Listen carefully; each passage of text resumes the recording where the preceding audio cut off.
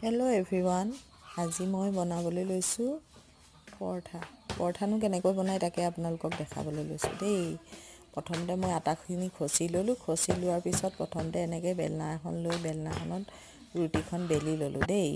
প্ৰথমতে এনেকৈ ধুনীয়াকৈ বেলি লৈ তাৰ ওপৰতে অলপ ৰিফাইন তেল দি দিলোঁ। আপোনালোকে ঘি থাকিলে ঘিও দিব পাৰে, মই কিন্তু ৰিফাইনহে দিছোঁ দেই।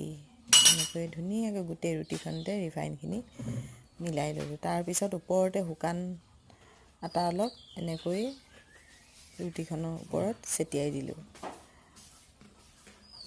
ছটিয়াই দিয়াৰ পিছত ৰুটিখন মুকুতাই